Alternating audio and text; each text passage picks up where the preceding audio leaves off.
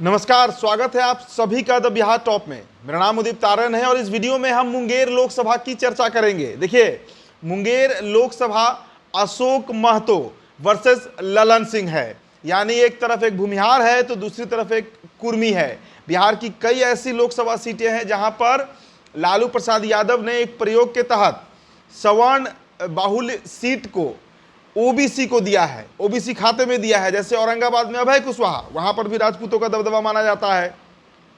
उसी तरीके से नवादा की बात कीजिए तो भूमिहारों का बेल्ट है, बीजेपी की तरफ से विवेक ठाकुर हैं, लेकिन वहां पर श्रवण कुशवाहा को दिया गया, कोयरी को दिया गया।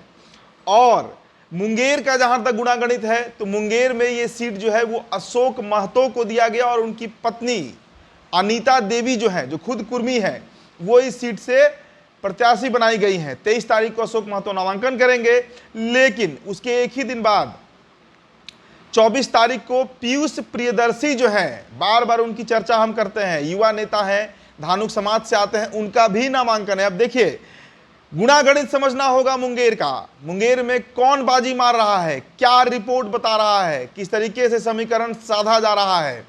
अशोक महतो फ्लाइंग कैंडिडेट है। एक तो वहां के लोकल नहीं है, पहला मसला है। दूसरा मसला, ओबीसी समाज से आते हैं तो अति पिछड़ा का प्रतिनिधित्व कहां जाएगा, यह भी बड़ा मसला है। देखिए, ब्रह्मानंद मंडल धानुक जाति से आते थे, 3 बार सांसद रहे, मुंगेर के नेशनल फेम के नेता हुए। उसी जाति से यानी धानुक जाति से पीयूष प्रियदर्शी आते हैं, पिछले 2.5-3 सालों से लगातार उस क्षेत्र में काम कर रहे हैं। और अभी हाल फिलहाल ही हमारे पीयूष से बात भी हुई तो पीयूष ने बताया भी कि भाई पिछले 3 सालों में जिस तरीके से हमने काम किया है, अब जनता जो है उसका रिस्पॉन्स दे रही है। और खासकर जो अति पिछड़ा समाज है, जो एक्सट्रीमली बैकवर्ड क्लास है, उनकी जाति धानुक जाति, जिसका सर्वाधिक वोट मुंगेर लोकसभा में है, साथ ही साथ बिंद, बेलदार, ठठेरा, लोहार, बढ़ई, कई ऐसी जातियां हैं जो अनुसूचित जाति और पिछड़ा समाज में आती हैं, अति पिछड़ा में, जो आज पीयूष के साथ जुड़ रही हैं। लेकिन आपको एक और, हमने कल ही एक वीडियो दिखाया था जिसमें ललन सिंह का विरोध होते दिखाया हमने। ललन सिंह का विरोध वहां का जो अति पिछड़ा समाज है वो कर रहा है। मतलब इस बार नीतीश कुमार के साथ अति पिछड़ा नहीं जाएगा, ये मुंगेर ने मन बना लिया है। आपको बताएं कि अशोक महतो के साथ भी अति पिछड़ा नहीं जाएगा और अति पिछड़ा वोटर सर्वाधिक मुंगेर में है, करीब 6.5 से 7 लाख का डेटा है, ये आंकड़े हैं अति पिछड़ा वोटर्स का। तो एक तरफ जहां ललन सिंह ताल ठोक रहे हैं मुंगेर में भूमिहार वोटरों के बदौलत, चूंकि भूमिहार वहां पर सेकंड नंबर पे है मतदाताओं की संख्या के अनुसार, नंबर ऑफ वोटर्स के अनुसार, तो अशोक महतो जो है वो पिछड़ा अति पिछड़ा साधने में लगे हुए हैं। हालांकि देखिए, जो सर्वे रिपोर्ट आया है उसके अनुसार अशोक महतो रेस में काफी पीछे चल रहे हैं। ना तो उस तरीके से वो चुनावी कैंपेन ही कर रहे हैं और ना ही तो उनकी पत्नी ही उतनी एक्टिव क्षेत्र में दिख रही हैं। उन्हें भरोसा है कि तेजस्वी यादव आएंगे हेलीकॉप्टर से, उनके लिए चुनाव प्रचार करेंगे, वोट मांगेंगे मुंगेर में और उनको वोट मिल भी जाएगा। लेकिन ये हकीकत नहीं है।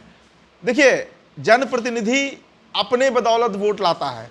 बड़े नेता जो होते हैं, अब मोदी इफेक्ट की अगर हम चर्चा करें तो मोदी का एक अलग दायरा है, एक अलग कंडीशन है, जिसके चलते बीजेपी के प्रत्याशियों को, चाहे वो नम्र हो चाहे कुछ भी हो, उनको वोट मिल जाता है। लेकिन जहां तक क्षेत्रीय दलों का बात है, वहां पर प्रत्याशियों का चयन बहुत सोच समझ कर किया जाता है। और यही कारण है कि राजद ने काफी लेट से अपने प्रत्याशियों के नाम घोषित किए और कांग्रेस ने तो अभी तक नहीं किए हैं।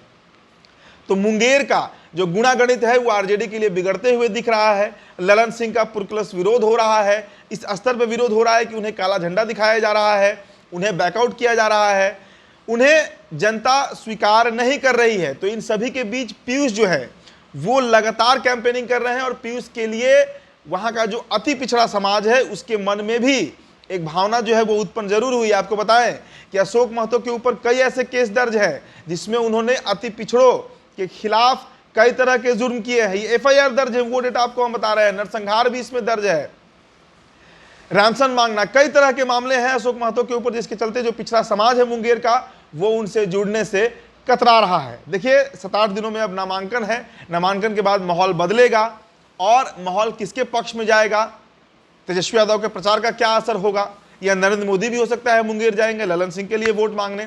लेकिन इन सब के बीच एक धानुक का बेटा, एक युवा नेता जो बंबई से पढ़ाई करके आया है, शिक्षित है, बड़े घराने से आता है, धानुक जाति से है, पीयूष प्रियदर्शी कितना कमाल दिखा पाते हैं उस समय बताएगा। लेकिन इस बार का जो लोकसभा चुनाव है वो कई मायनों में निर्णायक है। कई ऐसे निर्दलीय प्रत्याशी हैं, चाहे आप पूर्णिया के पप्पू की बात कीजिए, शिवहर के योगी अखिलेश्वर दास या शिवहर के राणा रणजीत सिंह की बात कीजिए, कई ऐसे लोकसभा हैं, कई ऐसे नवादा में गुंजन सिंह की बात कीजिए, कई ऐसे लोकसभा हैं जहां पर निर्दलीय इस बार कमाल करते हुए दिखा सकते हैं। और उसी श्रेणी में मुंगेर के पीयूष प्रियदर्शी भी आ रहे हैं। फिलहाल इस खबर में इतना ही। बहुत बहुत शुक्रिया।